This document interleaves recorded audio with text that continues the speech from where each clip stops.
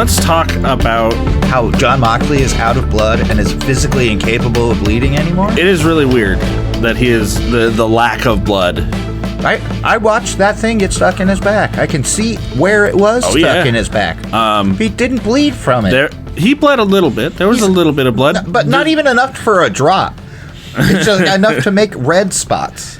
He's out of blood. He's a pure hot dog now. Oh, quote of the show, folks. Good evening, Bill and Ted's.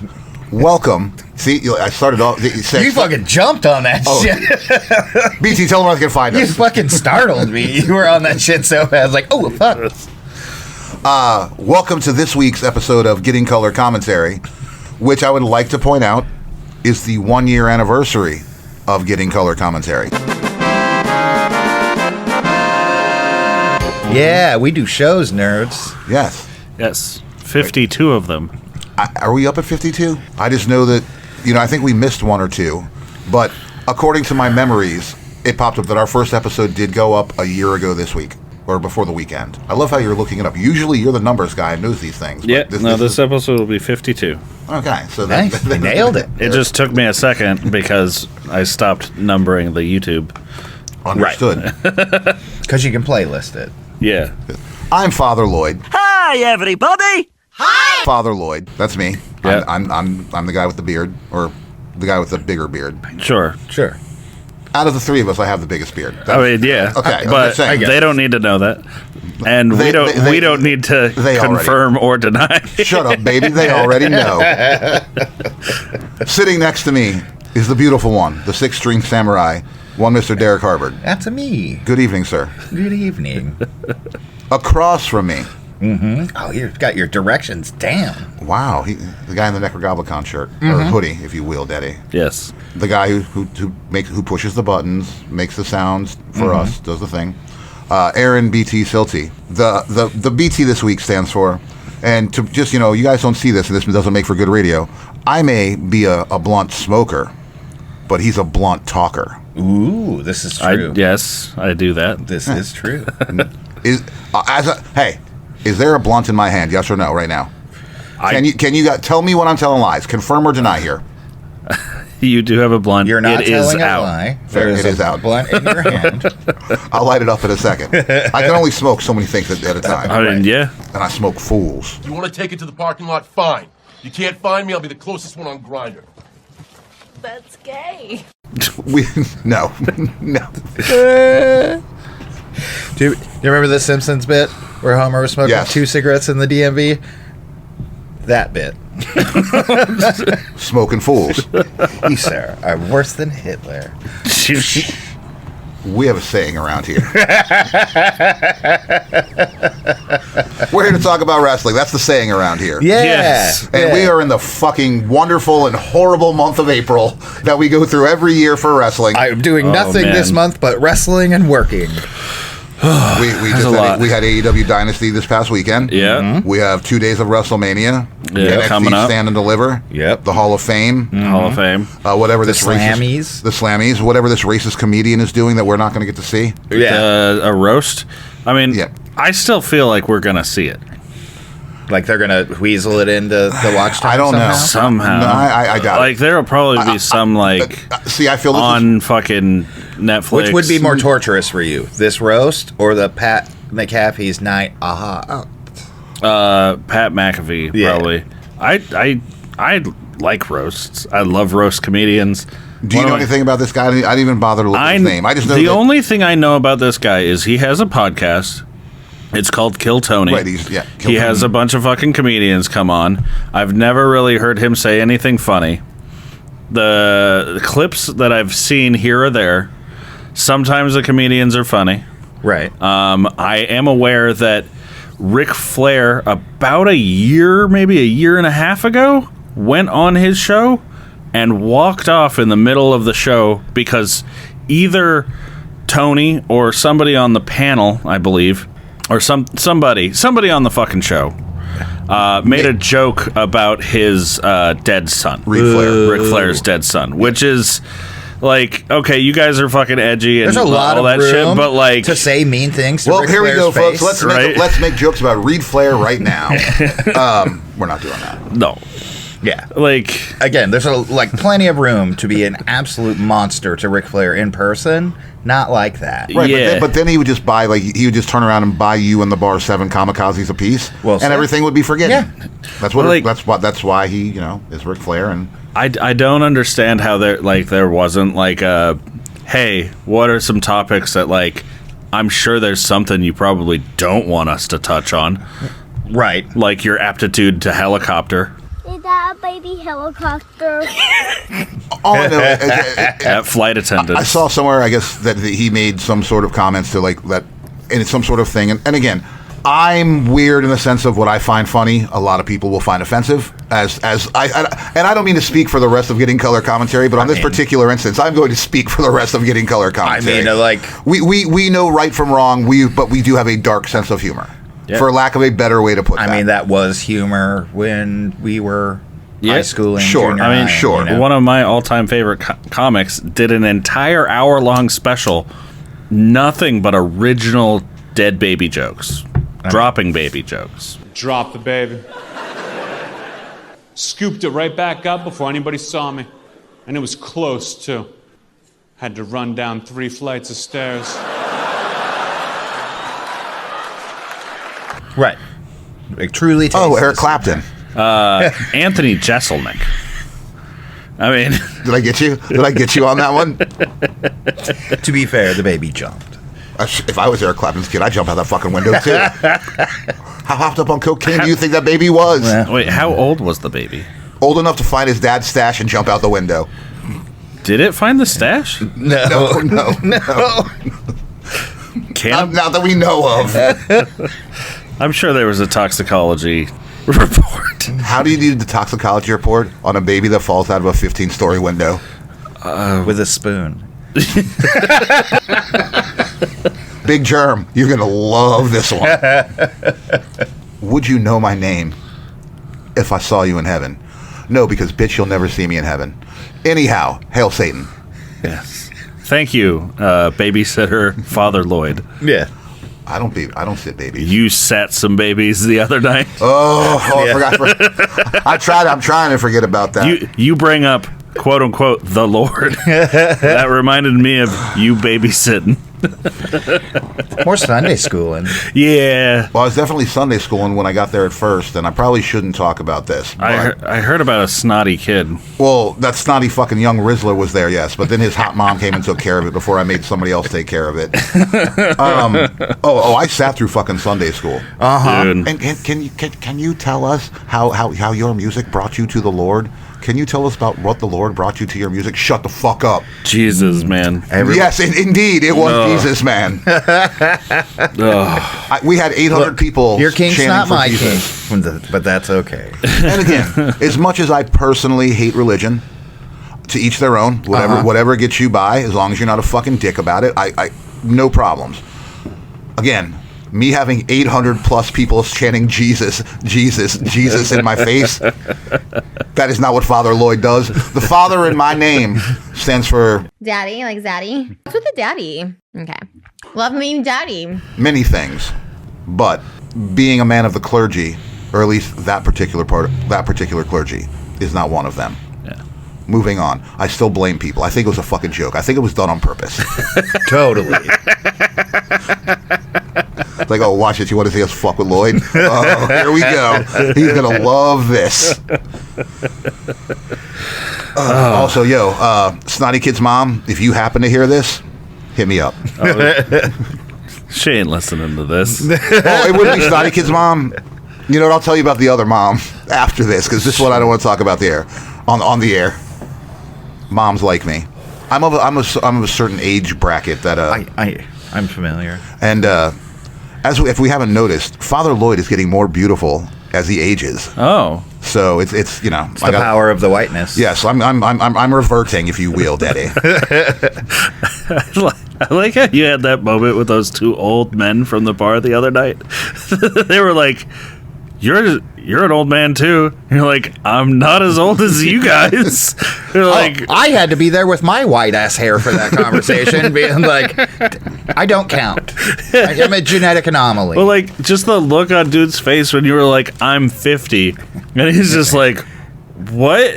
I'm like 70. It was just like, yeah, dude, you are old. Lloyd just has a big white beard. That's Right. what it is. I'm 4 years younger than him. CM Punk's age. Look in my eyes. What do you see? I'm going to do that toddler floaty crossbody thing. And I'm older than or younger than everybody here. You're the youngest man alive. Yep. You son of a bitch. As before we got sidetracked. That's what happens when you drink 3-year-old found outside watermelon Oh, vodka. that's more than 3 years. They're like ground scores are one thing. Aged ground scores are a whole different animal. That's 6 years old, maybe. Yeah. Okay. 2019, I think. Well, if I die tomorrow, man. We'll blame the fucking watermelon vodka. Yes, I don't want a headstone, but that's what I want on it. It's like, do not mix sweet tea and 6-year-old watermelon vodka. So, we're here to talk about wrestling. We are, but also there's a 6-year-old joke in there somewhere too. Oh, fuck. So we leave. So we're still on CM Punk. I mean, we already talked. Wow. I believe, per the conversation earlier, Right, yeah. we agree that he at least checks IDs. Word. Yeah, more than likely. I would imagine. Now, I would imagine now it's he's easy. He can just follow Braun Breaker around and pick up the scraps.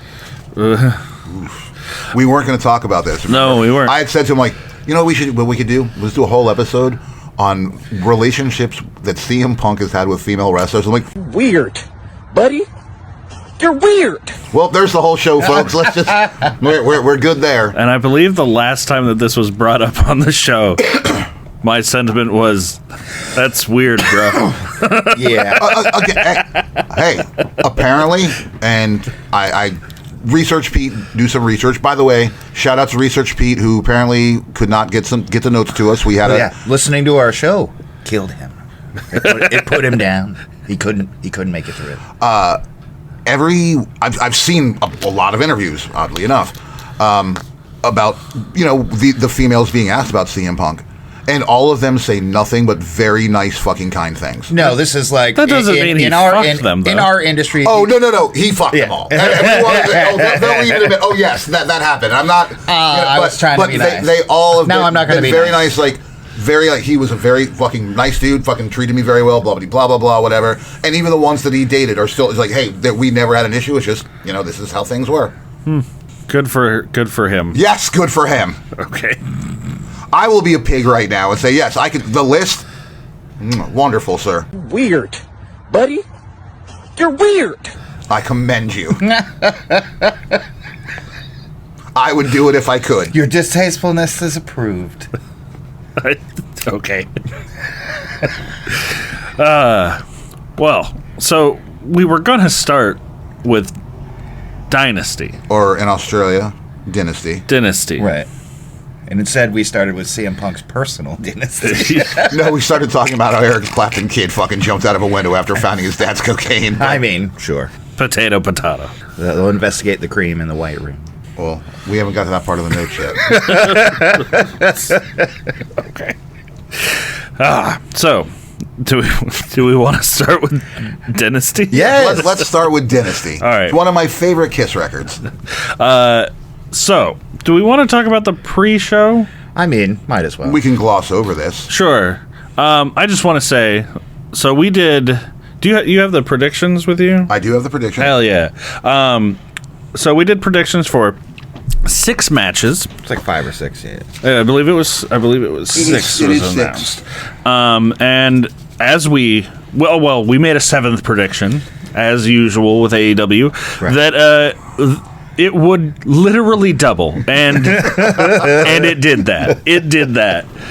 You're making this hard to do prediction episodes. But yeah, so we'll gloss over the two pre-show matches. So first pre-show match was Nick Wayne teaming up with the Crew. Yeah, dumb name, cool team. Yeah, consisting of Action Andretti and Leo Rush, accompanied by Kip Sabian and Mother Wayne. Correct. And they went up against AR Fox and Top Flight. Top Flight consisting of Dante Martin and Darius Martin. Yes, they're brothers. I would hope so. Well, I mean, not all wrestling brothers are brothers. I mean, the Dudley boys were definitely brothers. Yeah. We can tell by the way that how much they look alike. I mean, research Pete, whatever happened to Big Dick Dudley? That's the only other Dudley I can remember other than Spike. Okay. Does that name excite Pat Patterson? What about Probably. you remember I'm gonna Dudley what about some sign big guy, dicks. sign guy Dudley? I've heard of Sign Guy Dudley. Who was the original manager, or who was the manager, most famous manager of the Dudleys in ECW? I don't know. Who was it? That would be the quintessential stud muffin, Joel Gertner. Oh, Do you remember Gertner. him? Gertner, you remember him? No. No, I mean, no, I don't remember him. I know the name. I don't I did remember karaoke him. with him once. Oh, wow. It was fun. How was his singing voice? Actually, he did a very good job. Yeah. I could be wrong about what I'm thinking right now, but I believe he did a Journey song. I think he almost did the quintessential fucking "Don't Stop Believing." Okay. I mean, solid choice. Not the best Journey song, but solid choice. Gertner does not stop believing. Copy that. So, He was not involved in this match, however. no, none of the people that we just talked about were involved in this match, other than But the they're people involved in wrestling, so we're on topic. we are. Nailed it. So yeah, New shows. 15 minutes in, and we're still on trail. Nick Wayne and the Crew defeated Top Flight and AR Fox. Good. Yay. Yeah. Good. Yeah. Good. So, Nick Yo, Mother Wayne, I know you're- out of the patriarchy. Yeah. Push Leo Rush more. Yeah. Please make me. yeah. Mother Wayne, I know you're only about 150 to 200 miles away. Hit me up. I do feel like Nick Wayne and AR Fox Nick Wayne, Leo Rush, and Action Andretti could make a pretty good team together. Yeah. Like, I feel like they click. So, They should call themselves that. No one's ever done that before. we can mark the time, because I'm going to say something nice about Nick Wayne. No. Which Oh, yeah? This doesn't normally happen.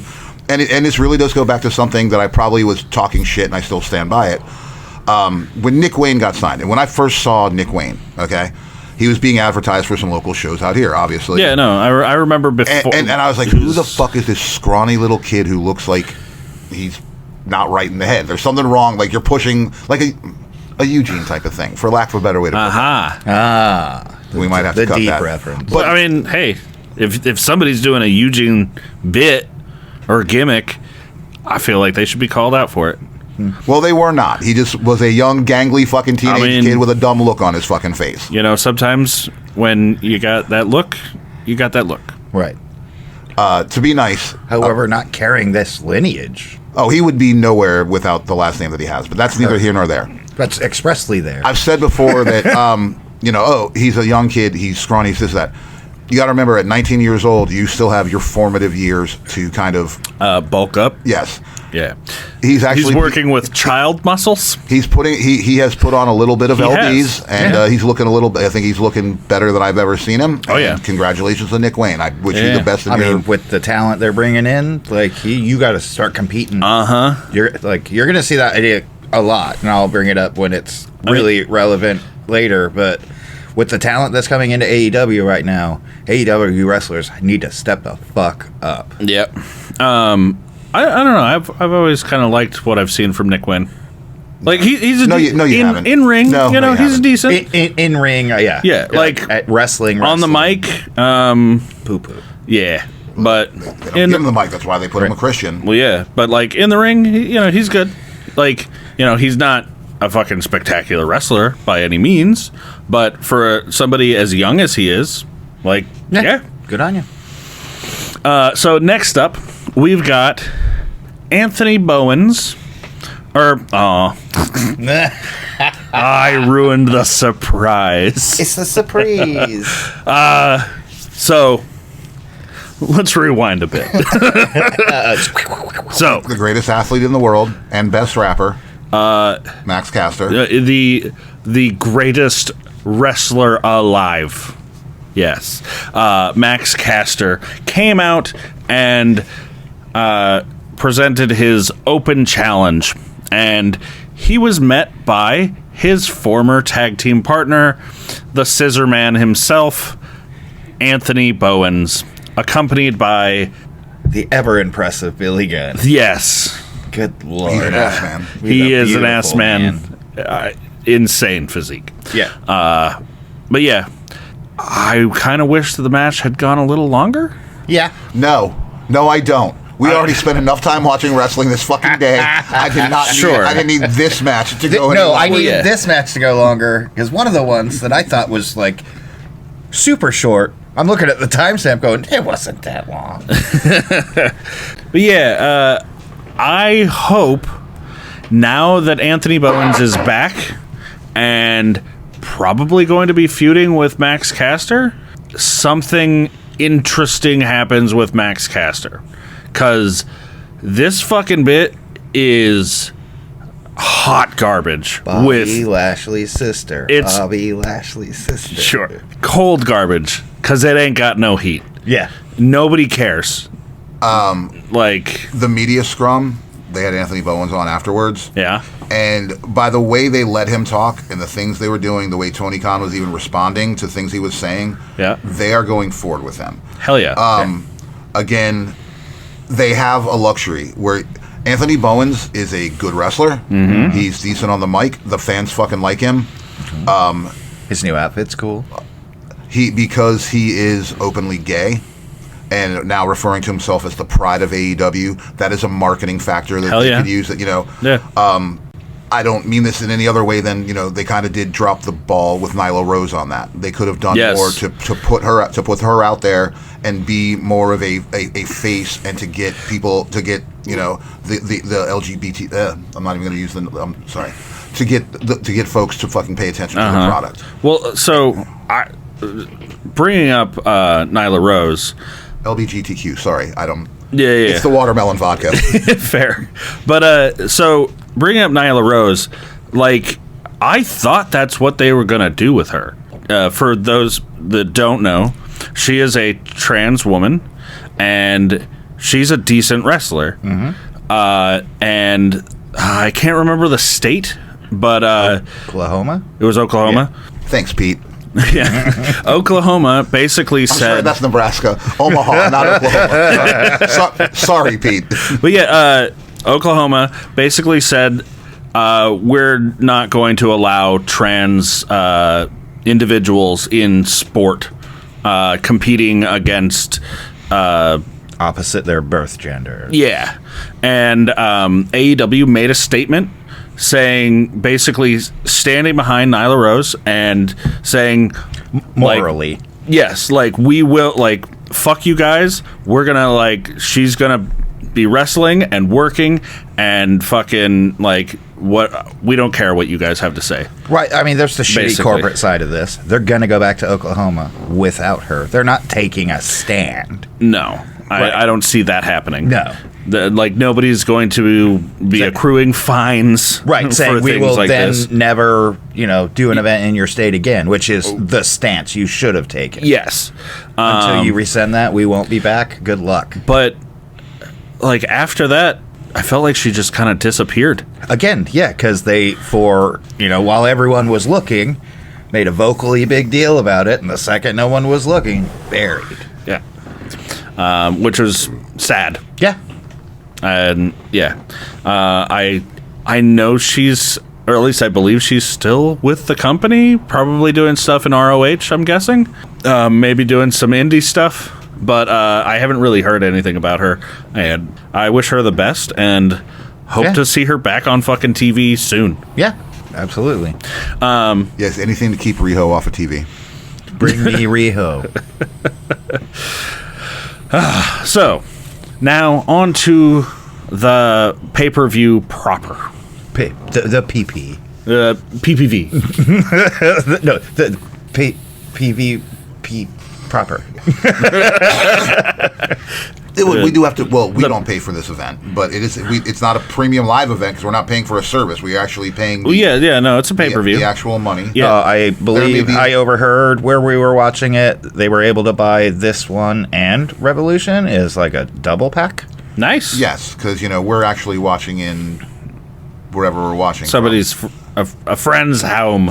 No. I meant I don't want to tell them what country we're watching from. They know what country we're in. They just don't know what country we're watching from. Oh, so they have a VPN. Correct. Okay. So they get it a little cheaper. Sure. Yeah. That's the beauty of a VPN. If Nord, reach out. If sponsor we- fucking I everyone was going to else. say every other fucking podcast. Come on. yeah, no, if we had a VPN sponsor, we'd tell you all of the perks of those. But we're going to move on from that right now. Right. Because nobody's paying us. Well, unless you have a VPN decoder, so I can tell what countries people who listen to our show are actually from. Yeah, fair. Tasmania, man. We got a big Tasmanian fucking. Yeah, Tasmania loves us. And Reunion. Reunion Islands? Yeah, At least I believe that's what it is. It's like almost like the French flag, but not. Yeah. But yeah, so pay-per-view proper, PPVP. PPVP. Axenberger. ATGMDR. So, the first match of the night, the main event to start off the night, as Derrick has pointed out many times, this is how Tony Khan is structuring his events, and it definitely seems like that is the way it's going. So it was supposed to be Will Ospreay versus Jay White, Which would have been awesome. which would have been really fucking cool, but sadly, Jay White has suffered some sort of injury To his hand? to his hand. Yes. That sucks. Which is funny, because, putting Kevin Knight over, he beat the shit out of him with the same hand. So you're like, oh, that's probably not helping. Yeah. So Jay White was replaced by Kevin Knight. To the moon. He's And- going to the moon and fucking deserves it. Dude. This wasn't one of Will Ospreay's fucking balls to the wall No. main event type of matches, but it was still really good. But this was legitimately Will Ospreay running into someone who matches his intensity and speed. Yeah. Face to face. Yeah. Oh, Kyle Fletcher, 3 weeks ago. Yes, that was also great. I'm not trying to take anything away, but I'm that's they're not just feeding anybody to fucking. No. Right. Will Ospreay is putting people over. Again, in so the he matches comes from that New he's Japan having. and instantly touches the 2 to 3 biggest New Japan purchases AEW has made. This is what I was talking about earlier. You got to step up your game, man, because they are bringing the top tier from New Japan. Yeah. And New Japan wrestling is full tier, no bullshit. Yeah. Because, even if there was bullshit, half of it's fucking mistranslated and cut or just not included anyway. Yeah. Kevin Knight did a spectacular job. He got rid of that jet from his fucking Yeah. entrance, which is good. You can keep calling yourself the Jet. I'm fine with that. But, the graphic, It was a little weird. it was weirdly misleading. You're like, what is happening? Yeah, well, and because there's Top Flight. Initially when he came out the first time when he was fighting Jay White, I thought he had already aligned. It was Yeah. And it's okay, he already has a gimmick, but I feel like He gets that's mad air. yeah, no, he does. But I feel like that's something that AEW needs to kind of work on a bit is differentiating people, because there are a lot of motherfuckers with the same goddamn names. Yeah. And kind of very similar gimmicks. How many motherfuckers are named Adam in that goddamn company? They only hire Adam. True. You got to cope with it. I mean, coping is something that is. Coping's the new cupping. Put it on a shirt, Tony. But yeah, no. Again, this was about showing how fucking rad Kevin Knight is. Yeah. And again, match for match. Like we're bringing in this dude who's of Will Ospreay, caliber, and we want you to know it. Yeah. He's gonna fight. I swear to God, he's gonna fight Kyle Fletcher next. Probably. Like literally with like the route he's going through the New Japan. You're like, all right, you're next. Yeah. And let's hire Zack Sabre too, and like you can fight him. Oh yeah. I mean, yeah, with the trajectory of him and like the respect shown at the end of the last 2 matches with baby faces, I'm sure he'll be fighting heels very soon. Yeah. It'll be a prominent part of your storyline, AEW fans. Like, get used to it. But yeah, so this match was, I believe, the first match in the men's Owen Hart Cup tournament. It was a qualifying match. It was a quarterfinal match. Quarterfinal. That's what that Q word is. It's a weird angle. Yes, they've had matches. Sure. They're just down to the final 4 matches to see who's going to fight who to make it in. But yeah, so Will Ospreay obviously won. He has... I would not have been upset if he didn't. No, I wouldn't have either. I feel like that would have really put over I feel Kevin. like, if you're trying to put over Kevin Knight, do that. Yeah.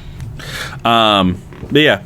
So, moving on, we've got the Hurt Syndicate, Bobby Lashley and Shelton Benjamin, defending their tag team championships against the Learning Tree of Big Bill and Brian Keith. So here's how quickly we're going to talk about this match. Yeah. What happened to this match? What is the one thing that happened in this match that you remember? MJF using the Dynamite Diamond Ring to knock out Big Bill so the Hurt Syndicate could begrudgingly pick up the victory. And moving on. There it was. There's the whole match. I mean, that was the match and the story. Yeah. All right there at the end. Yeah. I'm looking forward to seeing what happens with the Hurt Syndicate and MJF. Yeah, this match meant Again, nothing. I've already called this. Right? Like, Hurt Syndicate doesn't win that way. Yeah, no. This is another overexcited Max storyline trying to get involved and like, hey guys, I'm cool, all right? Yeah. And they're like, no, you're a fucking nerd. Go away. Yeah, you're a cheating asshole, and that's not the way we do things. Yeah. But they asked him to be in the Hurt Business. Go figure. Well, no. MVP asked him to be in the Hurt Business. 'Cause Shelton MVP Benjamin knows talent. and fucking Bobby Bobby Lashley were like, we don't want to fuck with that guy. He's a piece of shit. And you know it! And yeah.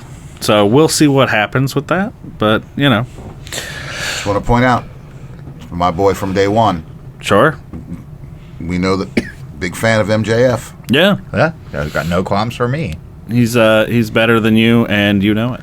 Next up, we've got Mercedes Moné defending, or no, she wasn't defending anything. No. She was competing in the women's Owen Hart Cup tournament quarterfinal. Ooh, nice. Against Julia Hart. The only femme that walks as slow as Roman Reigns. Sure. Mercedes fucking won. I'm not. Oh yeah. Who did we Well, go back just a little bit. Who did we pick for the Ospreay? I mean, obviously Jay Knight. I don't think Was that it? had been announced. yeah, it hadn't. Oh wow. Her Syndicate. Hadn't been announced. All right. Mercedes Julia. Had not been announced. Fair. All right. We have the Kenny Omega Ricochet right. Speedball. Okay. Well, Okay. let us know when we get there. Okay. So. Fine. Well, that's why I haven't brought it up No. yet. Yeah. Fair. So, you know how I was saying, like, how quick the Anthony Bowens match was? Uh-huh. I thought this match was that fast. Yeah. I felt like I smoked a cigarette, walked in, and it was over. Mm-hmm. And then I'm looking at this timestamp going, no fucking way, because I smoked tiny little cigarettes real fast. It went 13 minutes. How? I don't know. I really Does wish. that include Julia Hart's entrance? Probably. I really wish Julia Hart had picked up the victory here. But obviously, they're not going to let anybody fucking defeat Mercedes. Well, not Julia Hart. Yeah. Well, nah. I mean, Julia Hart was fucking fucking big shit like a year ago. Mm-hmm. Mm-hmm. I don't know. Yeah, and then everyone found redheads on the internet, and So, next up, we've got the Death Riders, Claudio Castagnoli, Pac, and Wheeler Yuta, defending their trios titles against Rated FTR, consisting of Cope, Cash Wheeler, and Dax Harwood, otherwise known as... Rated FTR? No. Fucking FTR hair and FTR balls. Oh, sorry, I missed the question. and their old friend. Yes, and their old friend, who looks like fucking Ted Kaczynski. So much like I stated about this other match, cool, match was fine. Much like I said this also, like, the pay-per-view was good up until the ending, Yeah. but it was also just meh. That being said, what is the one thing that you're going to take away from watching this match? Is it going to be anything that happened in the match? I mean, other than me being right about it. I mean, yeah. By the way, I believe, let's see, hold on, nope, we didn't have this one either. Oh, wait, yes we do. Yeah, we got this. Both of you took the Death Riders, and I took FTR bald hair and coat. Hell yeah. Yeah. Winning over here. I know stuff sometimes. But yeah, so Derek and I were right. This was going... The entire point of this was so fucking Rated FTR can implode. Cash Wheeler and Dax Harwood can betray fucking Cope. So we both thought FTR and Rated FTR was gonna explode. Yes. Right? Like it was gonna break up because of this match. Yeah. But like most explosions, they don't always happen as planned. No. So yes, that did happen, but like we called it the wrong way. A little bit. But yeah, you know. We were basically there. Well, no, because we were like hair and bald. They're done. They're done. I mean, I wanted that. That would like... No, they're super buddies now. Yeah. They're heel buddies. Yeah. They're bad guys now. Thanks, Yeah. buddy heel. They, Ooh, new black FTR outfits. they, did the fucking shatter machine.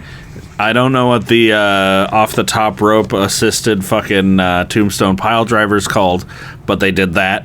And they concertoed him.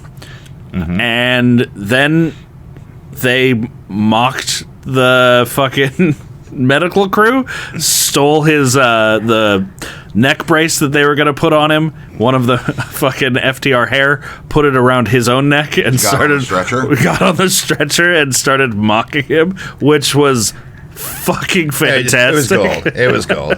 And then they knocked the stretcher over on its side on their way out. There was some CPR that happened.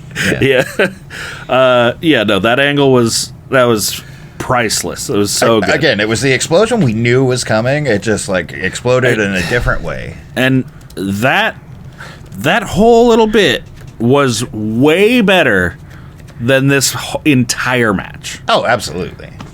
I believe that was the point I was trying to make right from the beginning. Yeah. So yeah. Next up, we got Timeless Toni Storm. Hell yeah.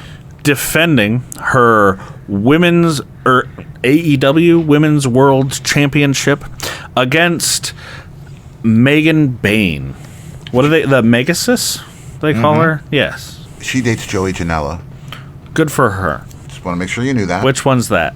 The one that jumped off of the fucking building into the tube, fucking full, the light tube of trucks. Shit.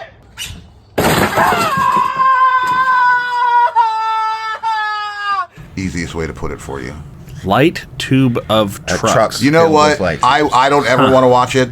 I don't want to watch it. That doesn't sound fun. Yeah, this is the kind of thing that would be up your alley. No.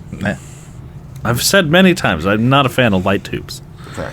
But who do we got? We got her. Well, yeah, Toni Storm, Megan Bain. With? Well, yeah, Megan Bain had Penelope Ford. Joey Janela's ex-girlfriend, now dating Kip Saban. Ah. Wow. Just, gotta make sure you know these things. Yeah. And Toni Storm had Luther. Who dates no one to the best of my knowledge. No, but he sure is pulling out some stunts recently. Yeah, he's taking a couple of bumps here and there. She did like a launch off his back. Mm-hmm. Now this match. This was a good match. This was fun. Who did we have? Well, Derrick took Megan Bain. Right. You took Timeless Tony Storm. Yes. And we know, of course, that I took Timeless Tony Storm. So, Derrick was wrong. Fine. The match was good. If it Megan was Bain really would have good. won, I would have been disappointed from my personal...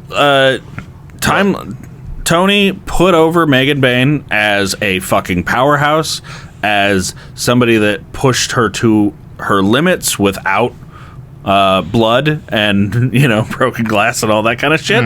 But Tony Storm narrowly escaped with a roll-up.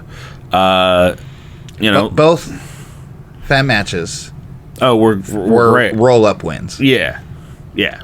I could do a little better. Yeah. I mean, I feel like it works for this match because... The Mercedes match was a roll-up also? Yeah, it was a roll-up pin. Yeah.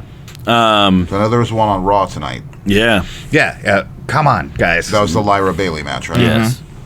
But yeah, I feel like they're doing a good job of making Megan Bain like a scary force. That's like she's like this close at like any given moment. I'm making an inch. It's a unit of measurement. A unit of measurement between my fingertips, because you can't see that. Yeah, she's this close to winning at any given time. She's that fucking dangerous. And the only reason Toni Storm managed to get away with the title is her experience. Well, and we were talking about this on the car on the way. And Tony Khan writing it the way he wrote it. Well, there's always that. Yeah, on the way back from watching the pay-per-view, how, like, with overconfident, like, big powerhouses, the best storylines come when they, like, run out of options and then monsterize, like, snap. Yeah. Oh, I lost my confidence now. Now I'm going to kill you. Yeah. I have to win this. Right. That's going to be great when this happens. Yeah. I don't care how it looks. I'm going to fucking do whatever. And, yeah, no, I'm expecting probably the next time they have a legit match, Megan Bain's probably going to walk away with the title. Yeah. But yeah, no, like, I agree with you. Great match. I'm just like, come on, these roll up. Yeah, wins. no, We can write more better than creative. that. Yeah. When was the last time you saw a femme get knocked out? Yeah. Let's do that. Yeah. Just knock bitches out. Right. Or throw them in garbage cans because that's still funny. I mean, yeah, sure. Dumpster matches. Dropping fools. Dropping fools. Yeah. So, next up, we've got Kyle Fletcher. Oh, well, yes. This is another men's Owen Hart Cup tournament quarterfinal of Kyle Fletcher with Don Callis going up against Mark Briscoe. This was a fun match. Yeah. You know?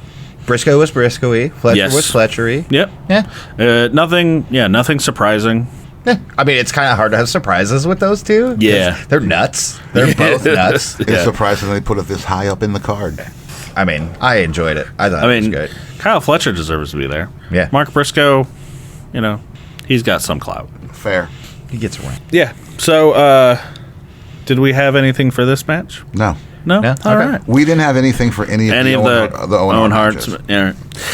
The Owen Hart Cup Tournament quarterfinal matches. Oh, show off. Yes, thank you.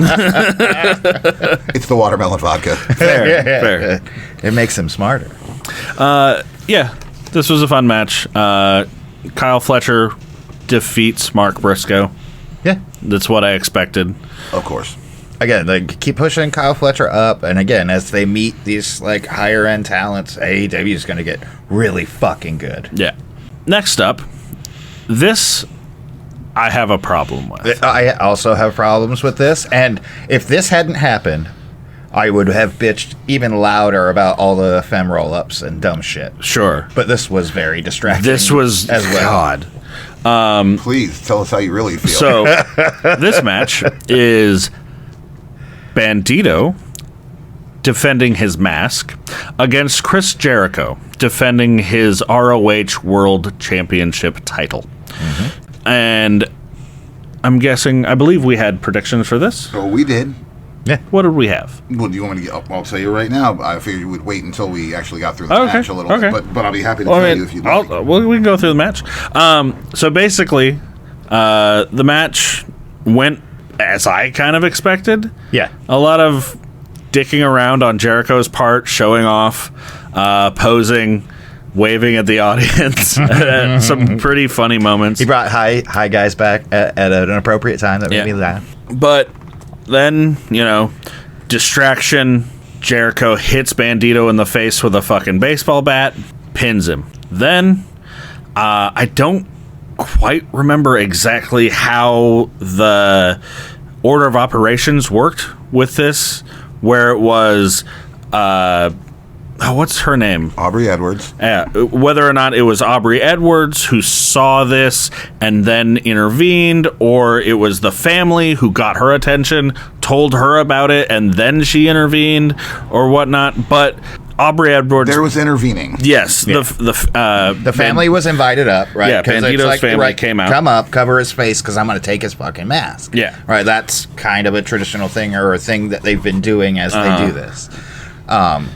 Yeah, and that's how, when they got up to the stairs, which is where he hid the bat was hidden, yeah.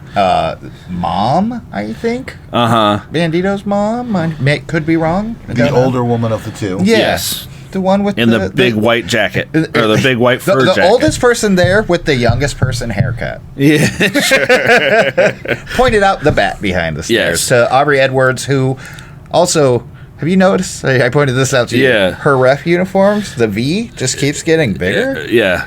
More Showing a lot of skin and more- doing a lot of posing for these events. Uh-huh. It was kind of, what are you doing back there, girl? like, I like Aubrey Edwards, but There's something going on. you don't need to. The referee shouldn't be, Making it about themselves. yeah, Which Aubrey has a tendency to do. sure, yeah. I've heard that. And when she's not doing that, she's calling great matches. Hey, she's doing her job better than the referee Rick Knox did on some of these fucking matches last night. Now, of course, our boy Bryce, always killing it. Always killing.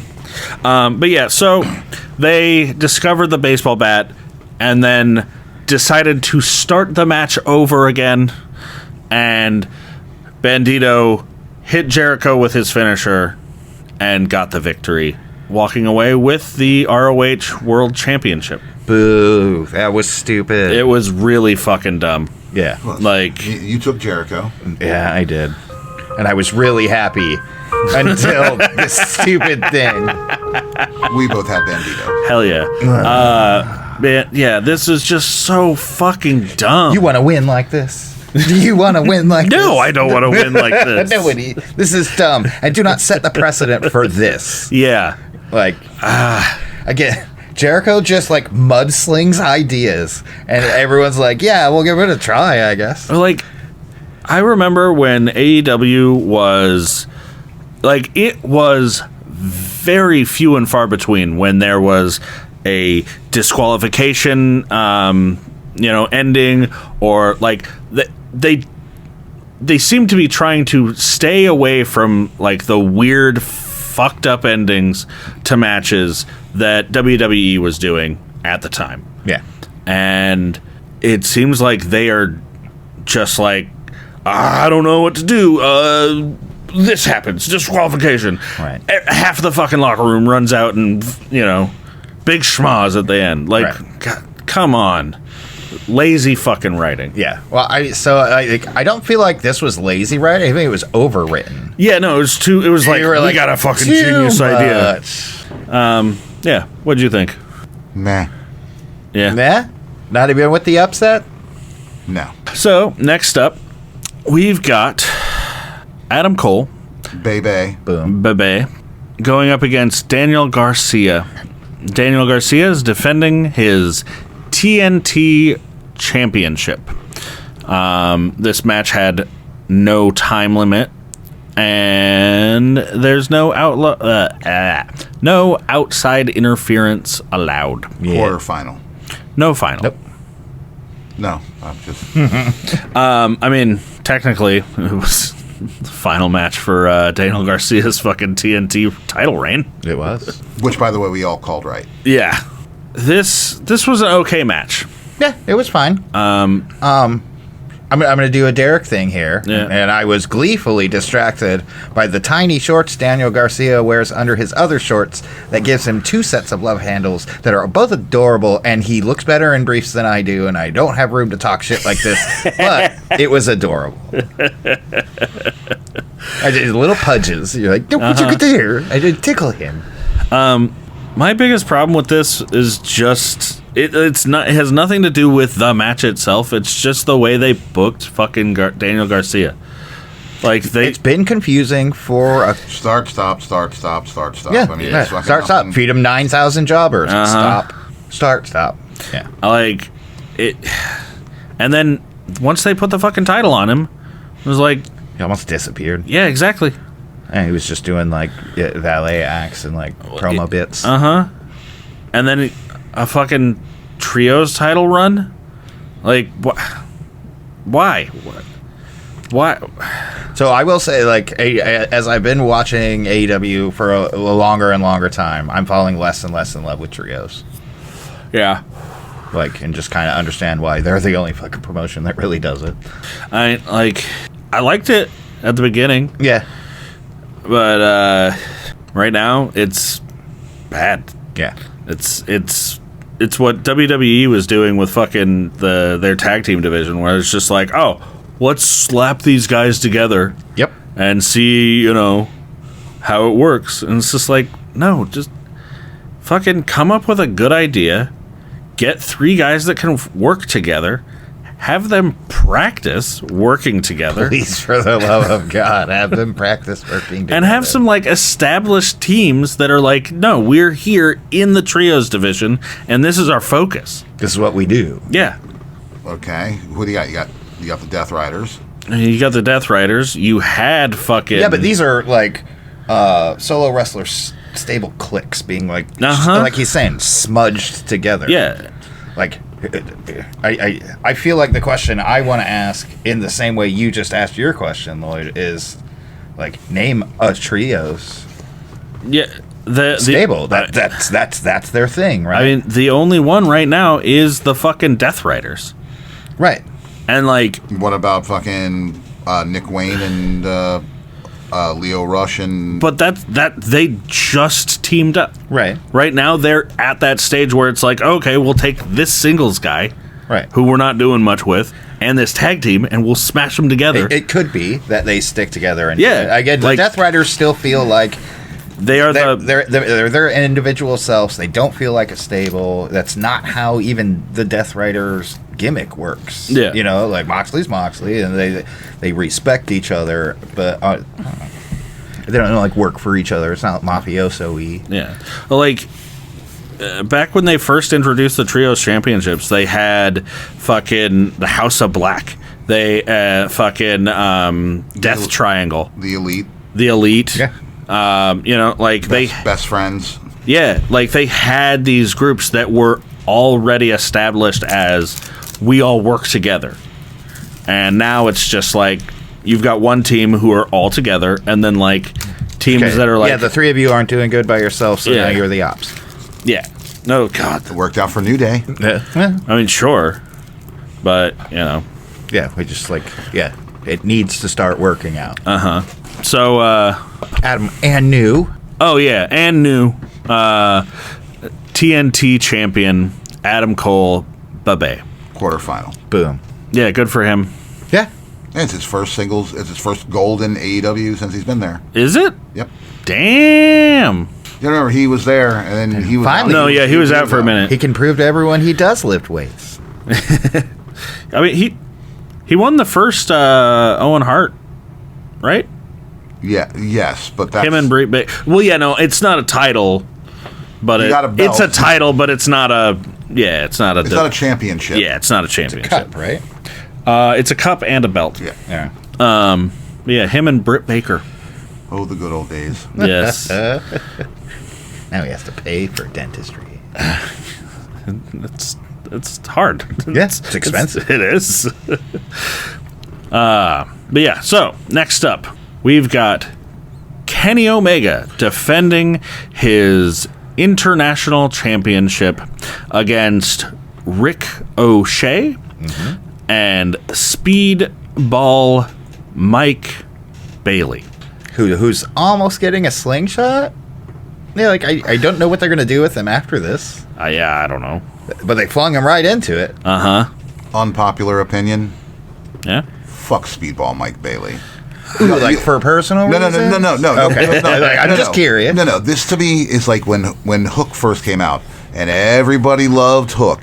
Don't know why. Didn't get it. I mean, Hook's got a great look. Murder backpack. All I'm saying is, for anyone that knows me, and he's good in the fucking ring, and knows what I'm talking about, I'm getting Hook vibes off. No one's gonna care. You guys. Or wait. No one's gonna care about this guy. I'm not thinking about the right person. I retract all of my statements. Who are you thinking about? I was thinking about Pac. Wow, I stand by what you said about Hook on accident.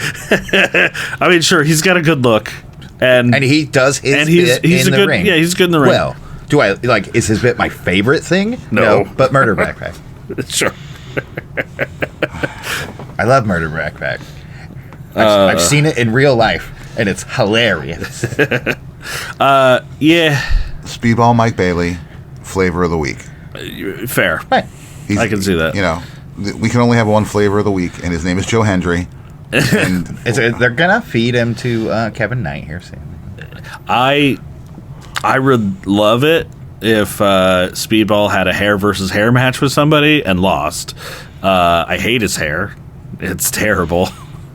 He has a mullet and a rat tail. Not as bad as his footwear. I mean, he doesn't have footwear. His outfit was a little confusing for me. I didn't quite get the froggy thing he was going for. It was fun saying Speed Frog Mike Bailey. Sure. But just the one time. I think he has some sort of thing, like in one of his previous indie names had something to do with a frog. Okay. Oh. Okay. Research Pete, can you tell us the origin of the frog thing with Speedball Mike Bailey? Yeah. I just hope after this, like, I would actually like to see Ricochet and him pair up, and him like train Ricochet in the martial arts. I mean, that could be interesting. I'd watch that. Yeah. I'd see that. I don't I know Speedball. There's some fucking indie guy called Leroy Shogun. Am I the meanest? Sure enough. Am I the prettiest? Sure enough. Am I the baddest mofo low down around this town? Sure enough. I need to check him out. Hey, I mean, that's a cool name. It's a total fucking Last Dragon reference. Yeah. I was like, oh. I just found out about this guy recently and haven't had a chance to look into him yet. Yeah. This match was fun. I kind of feel like AEW doesn't know how to put together a dynamic three-way match. No, someone is always out of the ring. Yeah, it's like as soon as one guy leaves the ring, the other guy jumps into the ring, and then they're fighting, and then one of them leaves, room and then the other. For maybe like three people spots. Yeah, and like they don't. They don't. It doesn't feel like a fight. It feels like a shitty movie fight. Yeah. Where it's like one guy at a time. But yeah, Kenny was great in this match. I mean, everybody was great in this match. Right. They all performed well, yeah. as I expect them all to. Yeah. And just like most of us expected, the winner of this match, and still... Yeah, Kenny Omega. And then this was stupid. I expected it, but I expected more. At the end of the match, fucking Kazuchika Okada came out to the ring. And did nothing. Stood there for a second and then left. Yeah. Sadly, when I'm talking about all the great New Japan talent they're bringing up, I am not talking about him. Not at the moment, no. I hope this is something I've brought up many times for many different belts, but I hope that Kenny Omega having the international title and Kazuchika Okada having the what is it called? The Continental Correct. title. I hope they have a match, belt for belt, and Kenny 2 belts. Kenny 2 belts. The Collector. Sure, but I'd prefer I've that got they 2 belts, bitches. they no that they combine the belts together To make Captain Planet. Yes. Yeah. And then you can attach the Continental tournament stuff to the international belt and just be done with that belt altogether. Like you're on your too many belts rant again. Right? Yeah, too many fucking belts. Yeah. I mean, fucking Daniel Garcia had the fucking TNT title for how long, and we didn't see him do shit with it. Well, and they're holding belts from cross promotions. Like it's just like, no, it's too much. Fucking, I want to see like Mercedes do a bit where she like throws her back out carrying these belts around. Yeah, like they're actually really heavy, guys.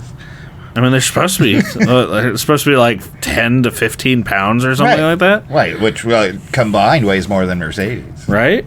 But rightfully, Kenny Omega wins. Yeah.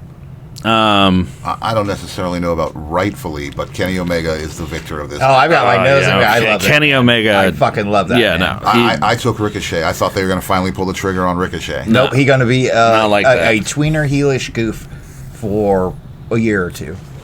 But yeah. So a different shade of JF. Next up, we've got our main event. Yay! The main event. This match, so we got Jon Moxley defending the AEW World Championship. He is accompanied to the ring by Marina Shafir. Mrs. Roddy Strong. Sure. And he is defending against Swerve Strickland, who is accompanied to the ring by the one, the only Prince Nana. It's your boy. Mm-hmm. Sick necklace, bro. Yeah. Swerve came out in Static Shock themed fucking ring attire. I wish he had left the shirt on. Badass. Whatever that means. Whatever you fucking nerds are talking about. It was right now. It was like a 90s awesome like afternoon cartoon. It was so good. You missed it by 3 years. It was so good. It's fucking great.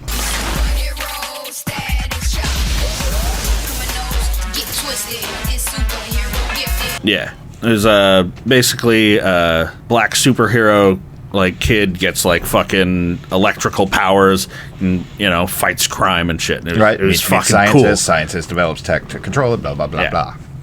Wore a fucking trench coat, hovered on metal objects because he controlled static electricity. Yeah, it was badass. Great show, great tribute. Yeah, it was concerning at first because the screen goes dark and then 2 lightning bolts show up really close to each other in a formation we're all uncomfortably familiar with. Yes. And I panicked for a minute and was like, where the fuck is this going? and then they showed Swerve and I put it all together. I was like, oh, yeah, okay. So not in a Danzig. Correct. Earlier when we were talking about this, I'll tell you about the joke I made after we're done recording.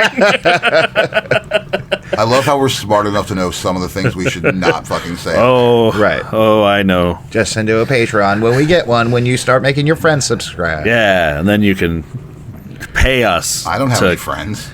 Cancel us. No, I'm talking to people that listen to the show. Oh, okay. Yeah. But yeah, so this match was fun. It was good. It was way better than fucking Cope versus Mox.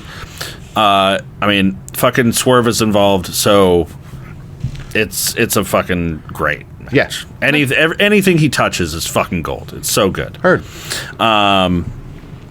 The fucking finish was garbage.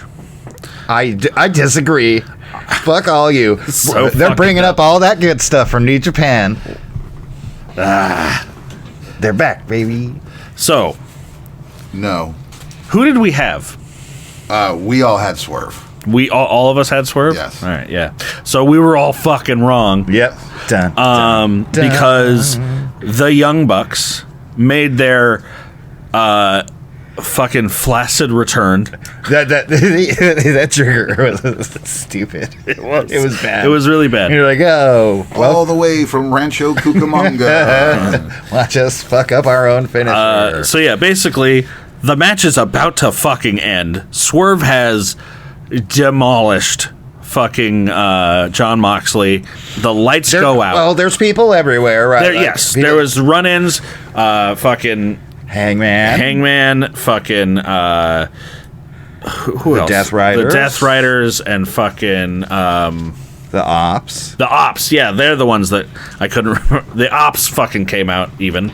Everybody got fucking involved. Hangman came in, and I heard a really fucking great theory that I thought was going to happen, which was Hangman was going to come out and cost Moxley the match as like a fuck you to Swerve. They're like, the only reason you're champion right now is because of me.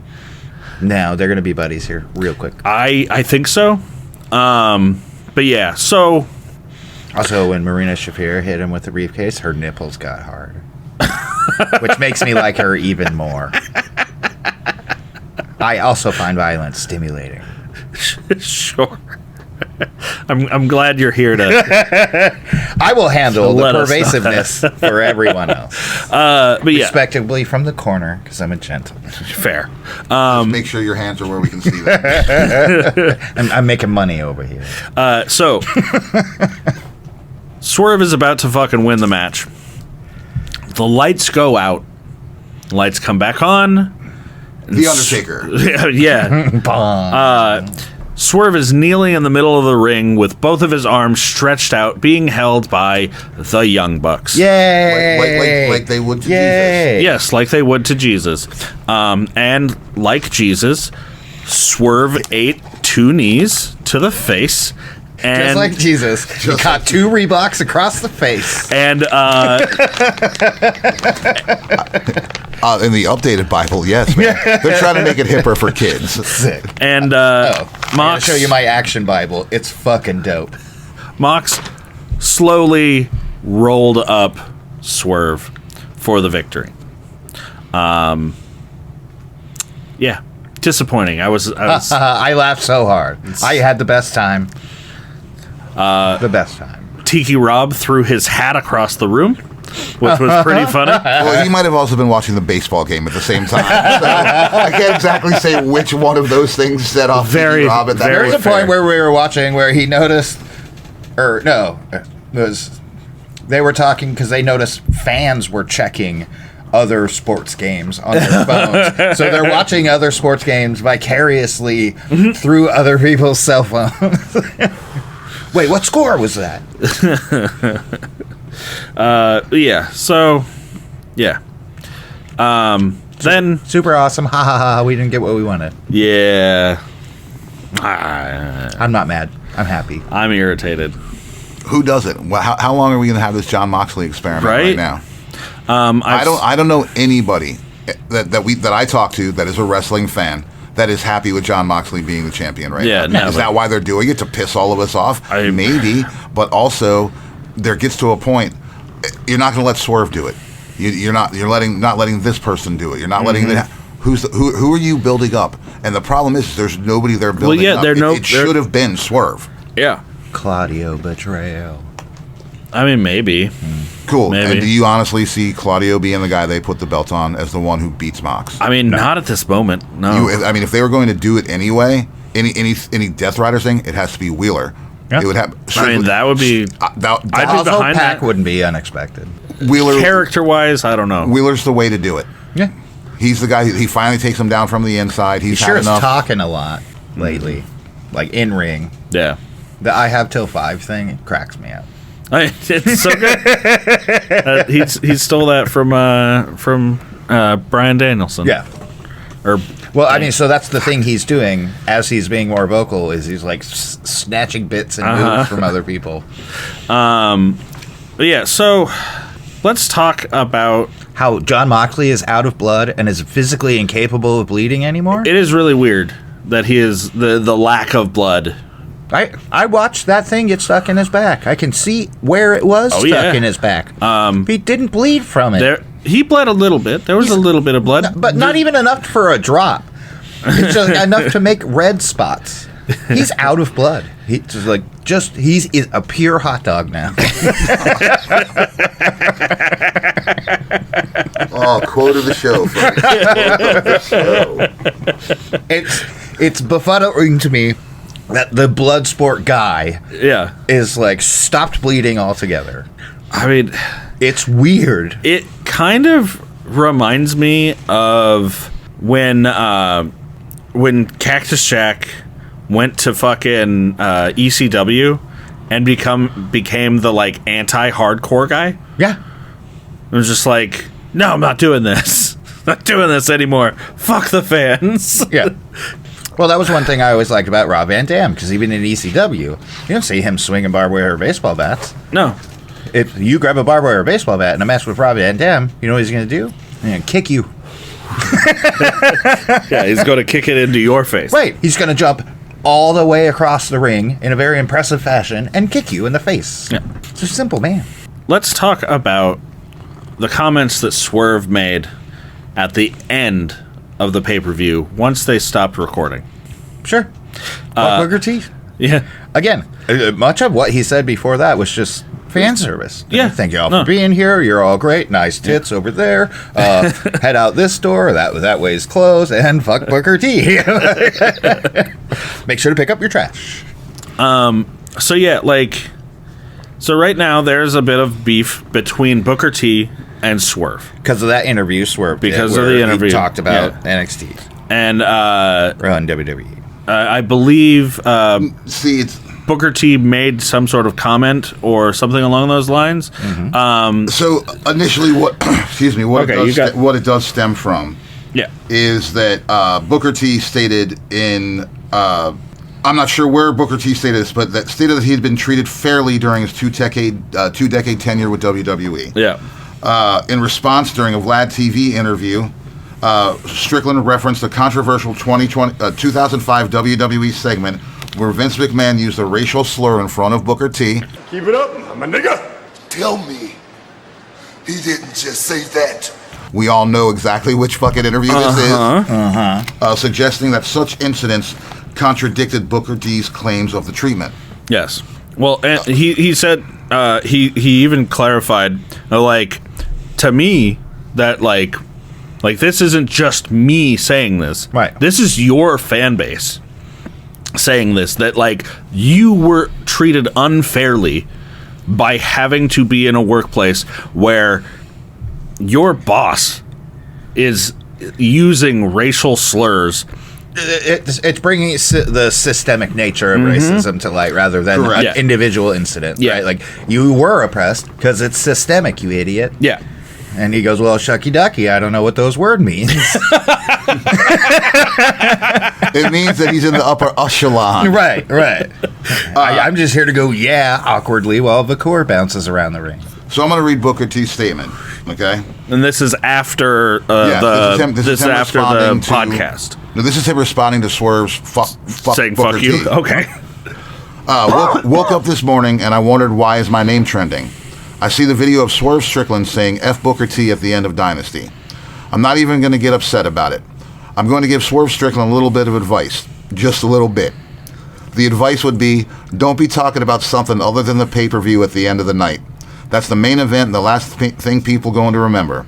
The last people are going to remember is me, my name being said. I'm sure Tony Khan don't appreciate the news, the headline not being what happened to Dynasty with all the matches. They're talking about Booker T. That was a bad move. He got a lot of energy at the end of the show. I'm not that type. I'm from that school. If you got something to say to somebody, say it to their face. I'm going to leave it at that. Hopefully, Swerve Strickland has a hell of a career and he'll do very well in this business. I'm going to keep stressing what we've talked about for a long time. Go out there and get it on your talent and merit. Nobody will ever be able to say you got it because of only for your talent. I'm going to keep advocating for the young guys to go out there and perform at the highest level. Take what you want. It's not going to be given to you. You got to take it. The only way to make it is through your performance and how good you really are inside the squared circle. That's as much as I'm going to say on the issue as far as Swerve Strickland goes. That's all he's going to say, but he continued. The only one laughing is Vlad TV. He got all this stuff started and stirred up. I thought his thing was over with. I really did. The last thing I thought about was waking up this morning to a fuck you. This generation, man. I'm an advocate for all young black talent to get into this business, but I'm an advocate for so many more young kids than just black kids. I'm an advocate for anybody who has the talent to actually make it to the next level. I'll put a word in for them. I think my reputation has been solid. I don't publicize a lot of things. The guys out there, they know. They know that if I'm on the side of right, they know I've been on the side of righteousness. They know what Booker T has done behind the scenes. I don't have to talk about it on social media. I'm not trying to get extra brownie points for anything I'm done, but they know. I'm almost done. People like Swerve, we come from a different cloth, a totally different cloth. I wish nothing for the best for this dude. I want to see them succeed. Would I ever say anything positive about him ever again? Probably not. Would I ever put him over as far as being a good worker and perhaps transform this business? I probably won't do that again. I've learned my lesson. I ain't going to bring a personal beef to my job. And there's Booker T's statement on fuck Booker T. All right. Get your potential clippers ready. Because, gee, thanks, Uncle Tom, for telling me how to be a good boy.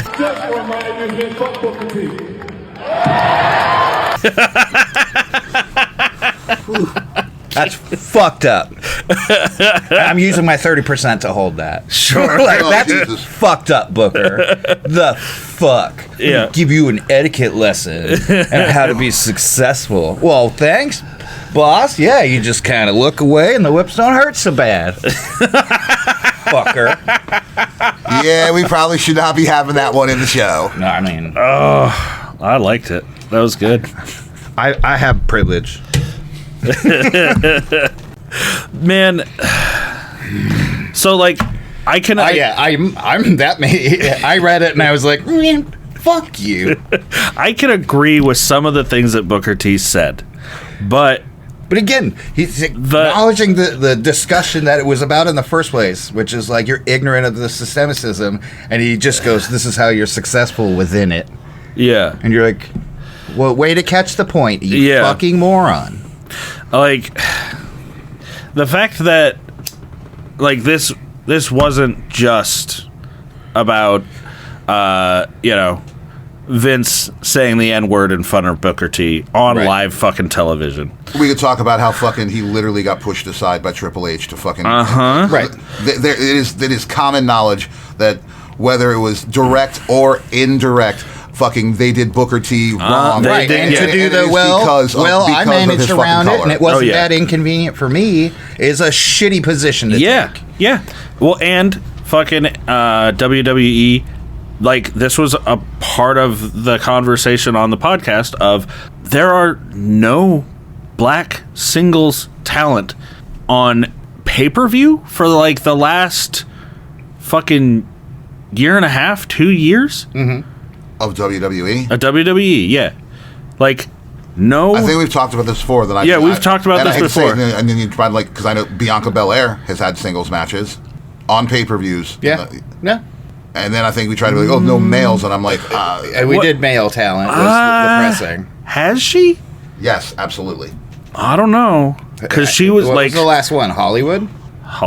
No, you said on a pay-per-view. Yeah, on a pay-per-view. Oh, okay. But, like, she was in a fucking tag team for a good while. Right. We're talking main eventing singles. We did see. You didn't say main eventing. Right. Said, not even necessarily main eventing, but like singles matches, pushing black talent. Right. I can't think of any. Yeah, like since Bobby left, like there hasn't really been a spotlight for anyone on the main roster. Yeah. Not that people aren't there and working fucking hard to be recognized. It's just they don't seem to be getting the spots. I mean, like the only fucking we got Carmelo Hayes doing stuff. A crazy good talent. But I haven't seen him on fucking pay-per-view. Babyface that boy up and launch him. Watch it. Yeah. I mean, I feel like what he's doing with The Miz right now is gonna do fucking wonders for him. Right, because so you overconfident heel, then you make him funny a little, and then you babyface it. Yeah. Yep.